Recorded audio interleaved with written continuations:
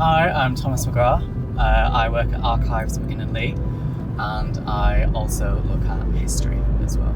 The thing that I like about history is that it feels a bit like time travel.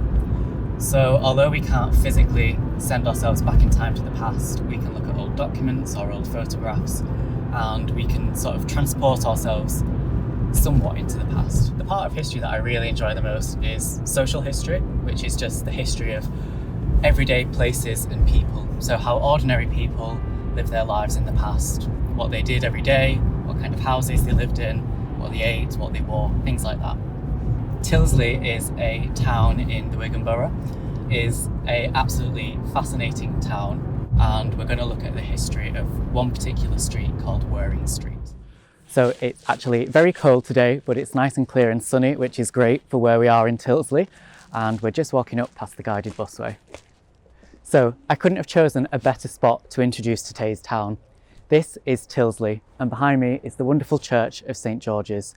This is a local landmark and it's one of my favourite spots in Tyldesley. Let's have a look at a bit more of Tyldesley's history. So here we are in Tyldesley, and we're stood outside of St George's Church, which has just celebrated its 200th anniversary. Tyldesley though is much older than that. Around 1728, Thomas Johnson began to buy land here to turn into an estate, but it was his grandson, who was also called Thomas Johnson, who actually began to develop the Tyldesley Banks estate. And it's called Banks because the town is built up on high embankments. This was later nicknamed Bongs. Tyldesley began to develop later on in the 18th century after Thomas Johnson started to build upon the town.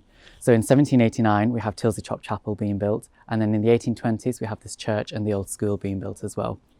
The Industrial Revolution really powered Tyldesley's fortunes. So the first woolen mill was built in 1792, and later in the 19th century it was cotton and coal which would dominate the area.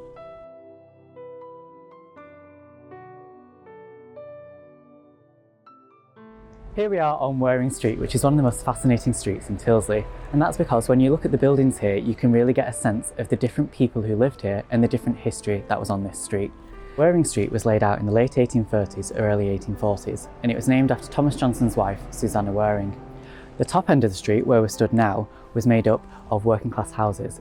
In the years after the Irish potato famine of the 1840s, a lot of Irish immigrants settled here, but the street is quite mixed.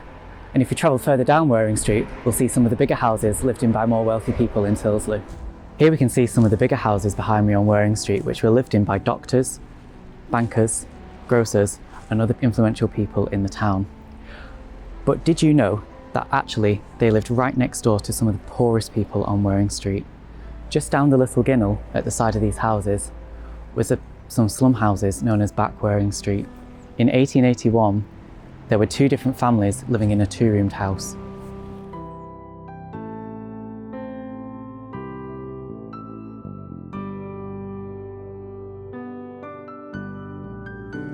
Here's another building which tells us a little bit about the history of Wareing Street. As you can see, this is an old pub and it's named the Railway. But why was there a pub in the middle of a residential street?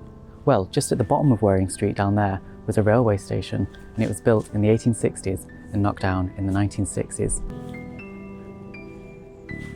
And here we are at the bottom of Wareing Street now, and just behind me is where Tyldesley railway station would have stood. Although the railway line is now gone, the guided busway from Lee to Manchester runs along it.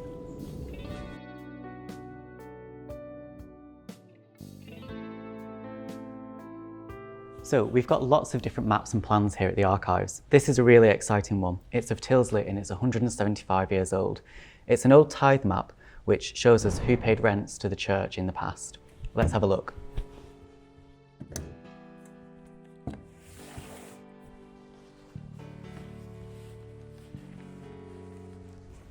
As you can see from the map, every plot of land and every property is numbered.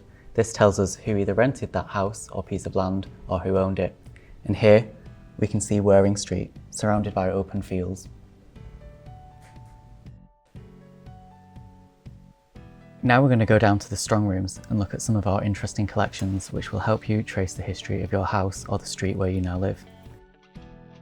We have a lot of records here that can help you do this, such as the census. But today I'm going to show you the ratepayers books, which help us fill in the gaps in between census records. The ratepayers books are the equivalent of council tax in the past.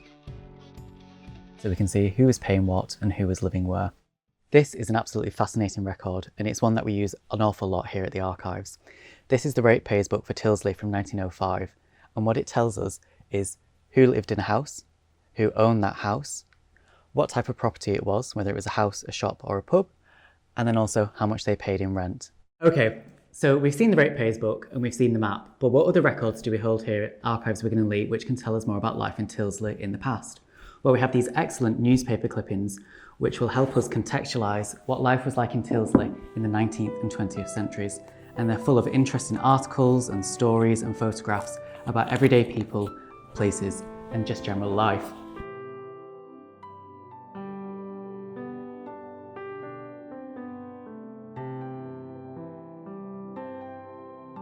The other one, which are very useful, are these biographical cutting boxes, which people use a lot when they come in to do their family history. Here we have some information about Robert Isherwood, who was born in Tyldesley in 1845, and from the age of 9 he worked in the coal mines. In 1870 he left the mines and established a building business as well as successfully running 2 grocery businesses. He spent his whole life trying to help his neighbours and those less fortunate than himself. He lived at Canonbury House. After he died, the house was inherited by his son, Fred Isherwood. Fred was also greatly involved in civic life. He was a member of the Education Committee, a county magistrate, and president of Tyldesley Swimming Club. Fred was also well travelled, but he stated, "If Tyldesley has been good enough to earn your living in, then it is good enough to spend your retirement in." And finally, we have Dorothy Isherwood, who was Fred's daughter and Robert's granddaughter. Dorothy had a distinguished career in her own right. She became a chief officer of the Women's Royal Naval Service during the Second World War, and in 1947 she was awarded a CBE by King George VI for her wartime service.